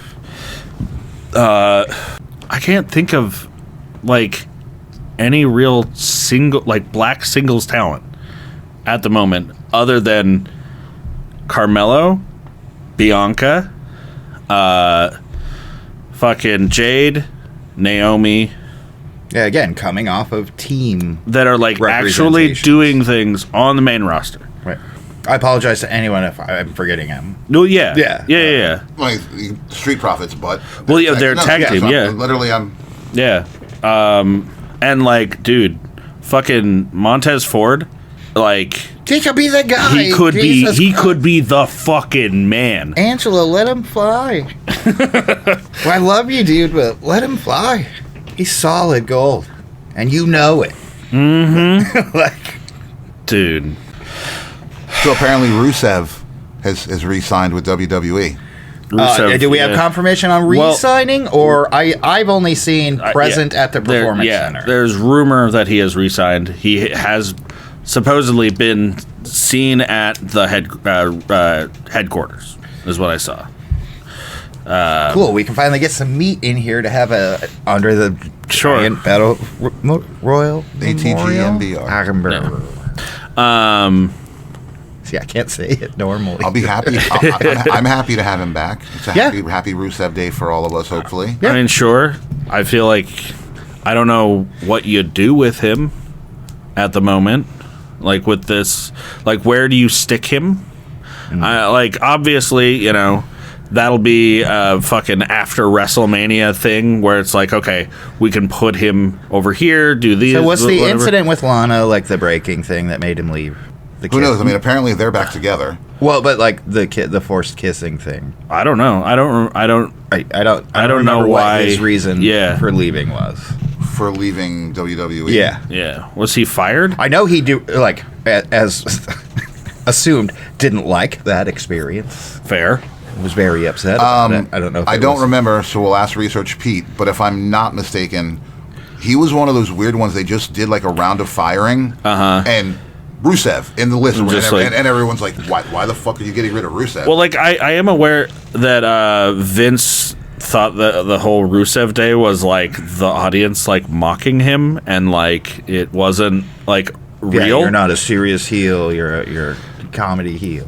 Well, like just that, like no, like that, selling like merch like a motherfucker. No, like nobody's actually like down with the whole Rusev Day thing. They're like doing it to mock you. And it's like, so what? Yeah, it doesn't matter. Like it's over. It's over. Cashes. Like I don't know. It like just like everything that I've heard about that is just like you're just being a weird old man. That's like again, I don't like it. I feel like it has to be that thing because he's brought that up as something often. This was fucking awful. And one of the examples I use is the reason I fucking hated that shit like that happens there. Yeah.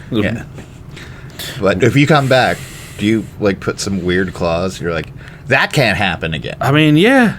So you have you can't force me to watch my wife make out with other people clause? You can't fucking Kevin Sullivan me. Yeah.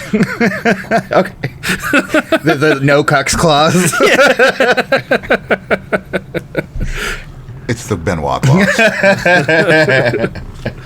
And by the way, Kevin Sullivan was just shooting his family by himself in the corner. Hey, to be fair, Benoit didn't shoot his family. It was more of a smothering. Once again, I stand by my statement. To be fair. What do we got next for news? Your boy KO. Yes. So sad news. I guess there's been a lot of discussion within us outside of recording, and whether or not this is a work or not. I distrust this. I have the same feeling, but I'm a little bit more on board now after actually seeing it and seeing bits of like interview that he's done outside of this. From his Lamborghini in the parking lot? No, he. I don't think he was in a Lamborghini. No, it's not his. It's rented. I mean, probably. You know how much a Lamborghini costs in Canada? I have no idea how much cars cost. Fair. He can absolutely afford that car. I'm sure he could. I'm sure he can afford it. That is his car. That's not rented. That's his car. But he only takes it when he's like close to home. Yeah. But yeah, so Kevin Owens came out to last SmackDown. Yes. And there are two things from SmackDown we're going to talk about here back to back. So yeah, Kevin Owens came out and told everybody that basically for the past 4 months, I believe, he has been suffering some sort of neck injury, and they didn't know what it was at first, and they finally figured it out. And luckily, well, it's so bad that luckily nothing bad has happened in the ridiculous matches that he's been having as of late. And he needs to go and get surgery, and he'll be out for a fucking minute because it's neck surgery. Right. And he will be missing WrestleMania. And he's really disappointed that he will not be able to share the ring at WrestleMania with Randy Orton. If this whole thing felt like, we're dropping... He's done a WrestleMania with Randy Orton. I don't know. When they were a tag team? When they were RKO? Sure, but it's different going up against somebody rather, and in a singles match, and Kevin Owens and Randy Orton were a tag team. Mm-hmm. Yeah, RKO. Well, I can think of I can think of rated RKO, but no, I don't know. My brain, it's probably it's the weed and the watermelon vodka. Yeah, fair. But yeah, so the little clip that I saw of Kevin talking about it on somebody's podcast, I can't remember whose. Ariel Lawani. No. Chris Van Fleet. No, it was much lower production than that. Much lower production than both. I was about to say, getting color commentary. It was probably about the same. But yeah, basically... Which means we can get Kevin Owens. We could. Possible. It happened in a normal match. He doesn't know exactly what it was, but it happened just in a normal match. Like shit happens type of thing. When you're throwing each other around on a big trampoline? Yeah. And yeah. I don't think this is a work. Yeah, get ready to drink. I mean, I will. I distrust the fuck out of this. Sure. On top of that, I've heard rumor or speculation that I feel like this would be pretty fun. That Aleister Black might make his return to WWE and be Kevin Owens Randy Orton's opponent at WrestleMania. Too fucking soon. I will be loudly opposed to this. Sure. Loudly. Joe Hendry. Yeah, do that. Yeah. I mean, it make just as much sense. Dude, seriously? What would a Joe Hendry pop at WrestleMania be like for that? I mean, that would be insane. Mm-hmm. Yeah. Book it, send us the check. Right. Payable to me. Let's go. No one signed this year should be in a Mania match. Yeah. Disagree. Who? Who's been signed to WWE this year that deserves to be in a Mania match this year? Penta. No. You have 2 days. Well, I mean, he's going to be. He's going to be. You have 2 days of WrestleMania. I agree with. I'm not trying to. Yeah, I can't think of anybody. I respect what you're saying. Penta. That's it. I love Penta too. Oh, you're going to do Ray too, since he's here now. But I kind of want to talk about Ray. Well, let's talk about Ray. I just brought him out. So yeah, Ray. I don't think he belongs in a Mania match either. No, I don't think. No, I don't think Ray does yet. You know, Ray does belong in a Mania match. You know what Mania match he belongs in? The one with Penta? The ATG MBR. Fair. He's not that big. No. But so Penta made his debut on SmackDown. It was very emotional. It was a decent match. Mm-hmm. He botched a couple times. He did. But like the after-match promo that he did was super like heartwarming. Of just like, I feel was too. Fucking really like, but like Ray was like crying. Like I felt really good for the guy. And congratulations to him for making it to WWE, and hopefully nobody sends you to a restaurant when you hurt yourself this time. I'd have been okay with Ray and Penta unmasking Americano That would be fun. at Mania. Yeah. That's the only way I would be okay with both of these guys being in there. I would like that. Yeah. Again, can you think of anybody else that's been signed this year? And I stand by Penta. Yep. They have to fill so many matches. He's a big enough name. He's an upper mid-card guy at this point. He is. Yeah. I do feel kind of bad for Ray. Fenix or Mr. Fenix. It seems like he is on the lower mid card. I feel like he deserves better than that, but we'll see where things go after he's done with. I would rather see I can't remember Rey that Mysterio team. in the Fatal 4-Way with Dom, Finn Balor, and Braun Breaker. Sure. And then those two overdoing the Americano thing. Then what's happening? Sure. I would rather just see the fucking Braun Breaker versus Penta match that we should have been getting, but that's neither here nor there. Right. I would like to see a fucking full-on pay-per-view match of the two of them. That would be fucking amazing. Finn too. Yeah. But yeah. What's next? Flair and Tiffy. Okay, so You're a bitch, and you're a bitch, and you're a hoe, and you're a loser. And you can't handle relationships. You had 3 weddings. Well, your boy's sliding into my DM. Oh, boo. My favorite meme out of all this is the one where it's like, Ludwig Kaiser's the first guy to ever be accused of cheating, that everyone instantly went, no, he's not. He's not in your DMs. Shut up. yeah, so there's a promo between Tiffany Stratton and Charlotte Flair. They went off Tiffany, script. they went off script. Fucking Charlotte Flair. So apparently Charlotte's known for going off script. It's like a reason a lot of people don't like working with her. Fair. And so the reason they were saying that last promo they cut together, where we were like, she buried fucking Tiffany because she was off script, intentionally burying Tiffany, who's trying to hold to her script. But her new job, I got a title, I gotta be here a long time. I'm not a flippant fucking, you know, I'm not legacy kid. Yeah, that can just fucking go off script, going into business for yourself, right? And so, like, supposedly during this promo, there was a point where Tiffy was like, you know what, fuck it, yeah, and like call her straight out, and like this really turned around. Like the way that I experienced that first promo where they were on the separated, talking over each other, and Charlotte Flair felt like she got the victory in that little promo battle.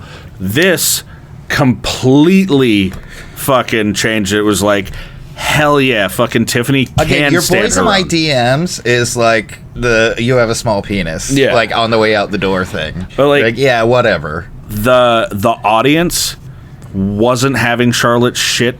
They barely let her talk at all. Oh, that was pissing her off. No, she got fucking flustered. And, like, you're supposed to be fucking better than this. Like, you're a 14 goddamn time champion. You should be able to weather this shit. What are you doing? Yeah. And fucking Tiffany called out that basically that Charlotte has been divorced 3 times and she's going to walk away from WrestleMania the same way she's living her life right now alone and empty-handed. Burn. Yeah. And supposedly from what I read, after Tiffany like dropped that line, she dropped out of the ring, rolled out. It was fast. It was, and she literally went, you know what, I'm sick of you fucking going off script. Sick of you fucking doing all this shit. Fuck you, you divorced bitch. And like rolled out of there. And it was like, okay, I'm dropping this and fucking like I'm out. We don't need to like continue this fucking bullshit. And then, oh yeah, you have a small penis. Yeah. No, you got me. Yeah, and the only thing that I feel like Tiffany did wrong was she accidentally held the title upside down. No, that's fine. Which, like, I mean, you're flustered. You're like, you're in the moment like that. Like, yeah, right. It's and a mistake like that's gonna happen. If like what No, it's- I mean, what yeah. everyone's saying is true. Like, she's really off script, and it's really fucking irritating to work with her. Yeah. Yeah. You were going to say. I would say, well, I don't remember, but last time you had a heavyweight championship and you held it above your head, did you hold it upside down or did you hold it up the right way? I don't remember doing that. Like, you've never had one. Ooh. I've had a title. Remember? He has. Remember, had I was BT Two Belts at the beginning of this podcast. Those aren't real titles. It doesn't matter. Ooh, throwing shit at your resume. You have a small penis. Shout out to Andrade for being a fucking gentleman. Yes. Yeah. Who jumped on Twitter and went, "Hey, Charlotte, you're a good woman." Yes. And just like I left it at that. Like, hey, this is bullshit. It was it was a small paragraph, but nothing major. Right. Summary, you don't deserve that. You're a good woman. And you're like, wish you the best. Blah, blah, blah, blah. I do always find it really, really weird whenever I see backstage footage of Charlotte interacting with people and like they're getting along like they're friends, and it's just like that is not the Charlotte Flair that I recognize. I have not been presented this person. But like in my mind, I'm like, no, she's a real person. She's like, you know, well, she can be a Becky Lynch about that. I mean, sure, but you know, it's She's not a real person. She's a Flair. Fair, very fair. No, very Flair. Very Flair. Yeah. Very Flair state. Anything else we got? I do want to give a special shout out to Mick Foley. Oh yes, yes. And we are glad that he is alive more Yes. than anything, because he was involved in a very, very brutal fucking car accident this weekend. Glad you're safe. Yeah. For amusement's sake, I would like to know if we possess the last footage of the inside of that car. Yes. Yeah. So I saw this, and it either happened on April Fool's. I think it was on April Fool's. Yeah. Or at least when the posts came out. Yeah, when I saw it, I believe it was April Fool's, and I don't trust anything. And so it's just like, no, I'm waiting. Yeah, you wait till the second, and then everything on the internet's true again. Yeah. But yes, apparently where she got some minor bruises and things. And soft tissue damage. Again, if you had to pick one human being to survive a reckless car wreck, you would just like add up his career and go, well, this was a big long one. You survived that. Yeah. Well, like, so I remember, like, the reason he stopped wrestling in TNA was of his head injuries. He like basically his brain got so sensitive to taking like bumps that like he was taking a normal bump and getting a concussion. Yeah. Like no head contact at all, but just the like physical action of like hitting the mat was enough to cause a concussion. And it was just like, I need to fucking stop. I mean, I've been hit in the head a lot, and I'm pretty sure my brain is fucked. I've also watched that man get hit in the head so many more times than me. So many more times. Yeah. Yeah. Oof. Thank you, Mick Foley, for still being with us. Yes. No, we love and appreciate you, and get back to me on that footage. That would be... Then we get, That'd be horrible to lose Mick Foley. Yeah. Yeah. Not like that. Yeah. Exactly. Yeah. He better either die peacefully at home in a Santa costume or bloody in the ring. Those are his two options. In a Santa costume. I don't want him going out like that. So the big thing that happened on Raw was CM Punk basically saying that he wanted the favor was going to be that he wanted Paul Heyman in his corner. Right, that was SmackDown. Yeah. And then the fallout of this with Seth Rollins basically going to Paul Heyman and foreshadowing something that I believe I predicted a bit. Or that you want to happen. I want to happen. Basically running down Roman Reigns and CM Punk to Paul Heyman on Neither of them are loyal to you. Neither of them care about you. Neither of them are here for you. So you shouldn't be involved at all. You should deny both of them the opportunity to even have a man like you in their corner.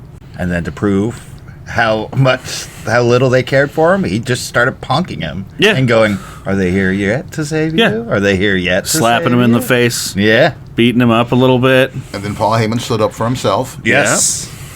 Yep. And then Sabu came in and beat everyone up. I mean, that'd be crazy. That can literally happen at any time. And I'll be excited. It could. It probably should have happened on in Dynasty. They were in Philly. Yeah.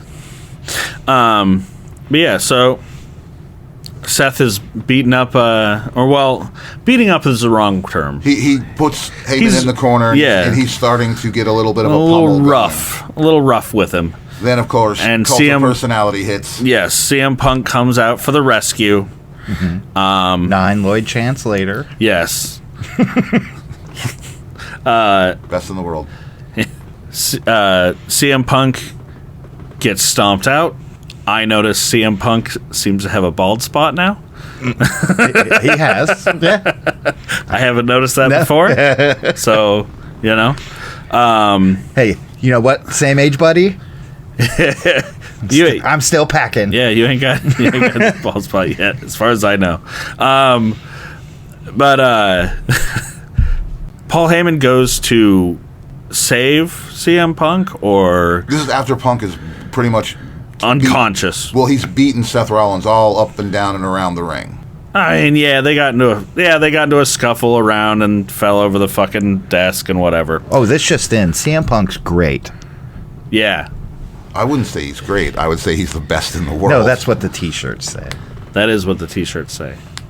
Well, yeah. So Seth stomps out fucking CM Punk. CM Punk is unconscious, and Paul goes to console him or whatever. Seth teases a stomp on Paul, and then tells Paul that basically, I didn't stomp you out, and now because of that, you owe me a favor. So I think this is going to go the way that I am trying to predict. Sure. That Paul Heyman is going to leave WrestleMania with Seth Rollins and stab Punk and Roman in the back. Well, we can save this again for our WrestleMania predictions that we'll be doing next week. Yeah. Because it is a busy month for wrestling. Yeah. So much. Yeah. I feel like there's also, like... Io Sky ain't going to take it. Well, that's how Raw opened. Oh, yeah. With, them actually signing a 3-way contract instead of the fucked up dumb thing that we all said was a fucked up dumb thing. Yeah. But then they did a fucked up dumb thing to fix the fucked up dumb thing. I mean, at least it was a good match. At least Io Sky's booty was hanging out of her shorts. Where'd she get that outfit? I don't know. It was like... It was a terrible outfit. It was like, oh, we have extra outfits over here if you need some. Just grab 2 items, put them on at random, and head outside. Maybe her gear got lost on this is true. On the way to Minneapolis today. She wore it with confidence. Yeah. And that's all I'm going to say about the outfit. She looked great. Like I said, I hated she it. totally, all my butt smut wrestling sites have plenty of photos. I'm sure they already. The confidence she was exuding today made me know for sure that she purified herself in the waters of Lake Minnetonka earlier today. I mean, I'm sure she did. If you're right there. Yeah, so there was a 3-way contract signing between Rhea Ripley, Bianca Belair, and Io Sky, and Bianca and Rhea did the exact same thing they've been doing to Io for the last fucking 3 to 4 weeks. It's basically concentrating on each other and go away, little girl. High-facing fucking Io Sky, being ridiculously disrespectful to the champion. Right. And Io's fucking sick of it. It looked like she went to leave the ring, but she didn't. She fucking... She's on the top rope. Springboarded. Genius of the Sky. Yeah, springboard. It's in her name. Drop kicked Rhea Ripley in the back, causing her head to run into Bianca's face, and they went fucking down. and she walked away with her title after signing the contract for the 3-way at WrestleMania. It was a little convoluted getting here. Yeah. But, I guess we're on track now. Yeah. Things all make sense.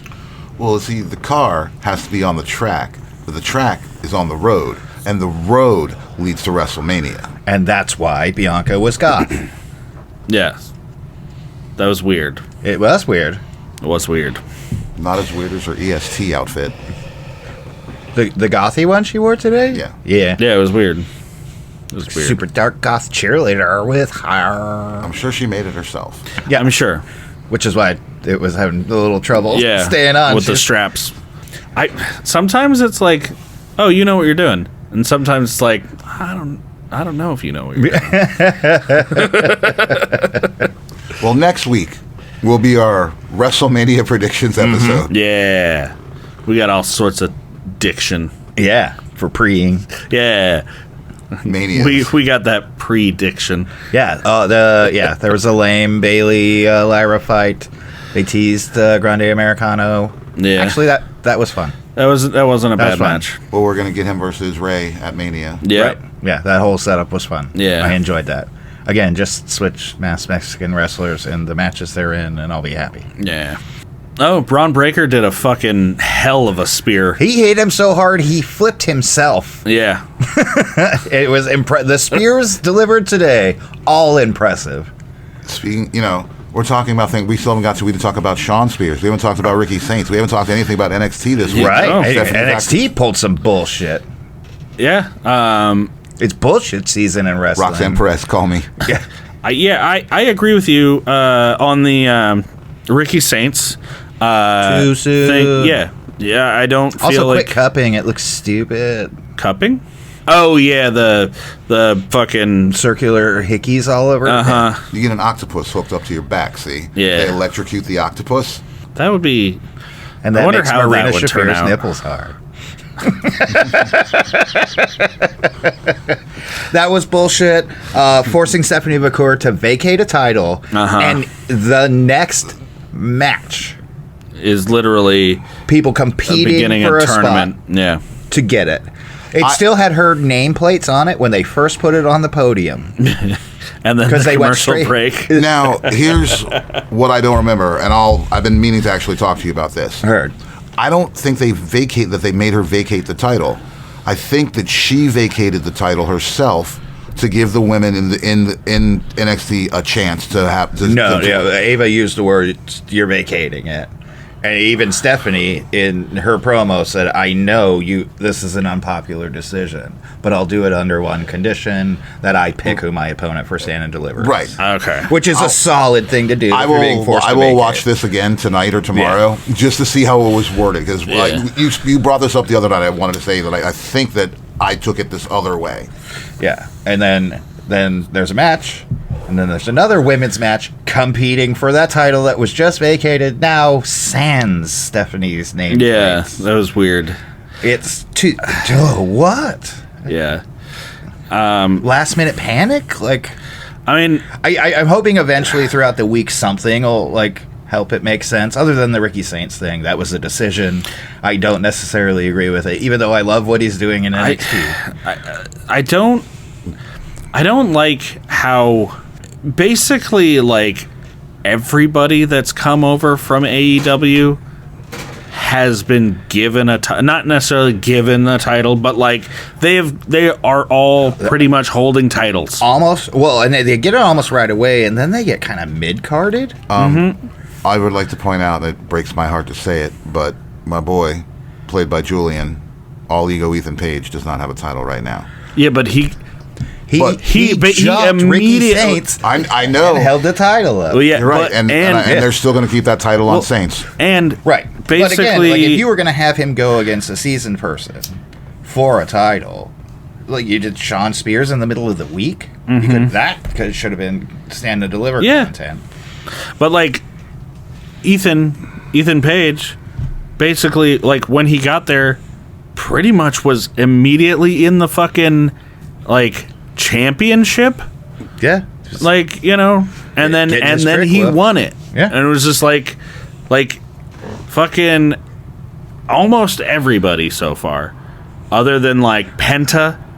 Sean Spears, his run has been a little slow in NXT. Sure. Like, I'll give it that, Not that I think he deserves that, but also, again, these rockets to the moon, like, need to be very specific. It's one of the reasons I don't really appreciate Lyra anymore. Because they literally put her in that Becky Lynch slingshot and shot her straight at WrestleMania. Yeah. And it, like, flopped. And it's like, I know you're a good wrestler, but, like, her match with Bayley on Raw, shit. Yeah, it wasn't very good. For both of them. It was a horrible showing for both of them. Yeah. And, like, that hurts. I feel like WWE... I believe a roll-up win as well. Yes. WWE is doing a thing where, like, hey, come over here. We're better than AEW. We'll put a fucking belt on you.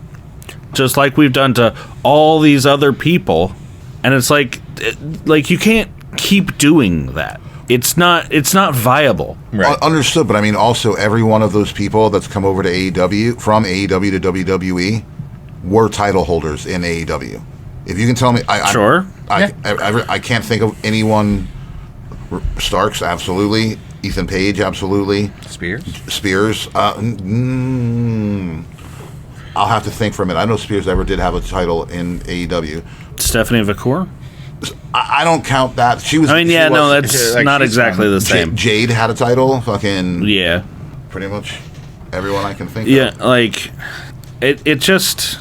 Yeah. So I don't know. It feels like false promises for these stars coming over from AEW. Like, is AEW done anything different? Oh, we're here, Moxley. Here's your belt. Here, Bobby and Sheldon. Here's your belt. But like Moxley fucking debuted on like the first night of Dynamite. Yeah, but also again, the New Japan team, look at how they're handling them. Like, they didn't give Kyle Fletcher a belt right away, but they threw him right at Top Stars right away, which is equitative, in my opinion. Like, sure, yeah, you just got here, man. You can't have a belt, but you can fight Will Ospreay. Like, oh, okay, shit.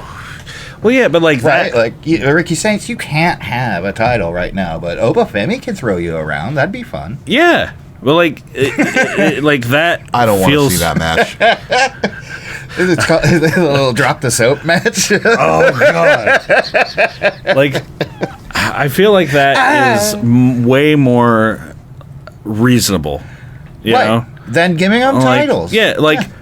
Make them earn their bones in this fucking you throw them at the big company. people show, so everyone knows they're good. Yeah, right. Like getting a title, put them over that way. Mean you're good. Heels cheat to win titles all the time. Yeah, like fighting the stars. That's fucking what I want. Holding that's what I would own. want more on my resume than belts. Mm-hmm. Looking strong, and like that's what I want to see more of. 2 matches rather than Cody Rhodes. Like, sick, man, crazy. Like, I don't know. Yeah. Uncle Daddy's Chicken Boys. Ty Ciampa. Liquid Death. Copper Hammer. Yeah. Jägermeister. Kramer Guitars. What else we got? Wow. Joe Mama's Funhouse. I'm never going there. Peppa Pig. Fool me once, shame on me. Fool me twice, shame on me. Shame me. Fool me a third time? Yeah, I ain't going back. Yeah, this time I'm paying for a picture on the slide. It sounded like you were going to say, shame me first. Fool on me. That would mean I have to have shame. Yeah. Yeah. So, you can find us at Getting Color Commentary on Instagram, Getting Color Commentary on YouTube, all the fucking podcast listening fucking locations everywhere. Spotify, Apple Music, or no, not Apple Music, Apple Podcasts. Right, but also I want to point out fuckingpodcast.com. That's where you can find us. That's the one. Yeah. That's where you can count his fucks. Oh, nice. Yeah. Get your dick wet, fucking podcast.com. Deezer. Wow. Ooh, I thought my Booker T rant was going to be the spiciest thing tonight. Dropping fucking warrant fucking song titles.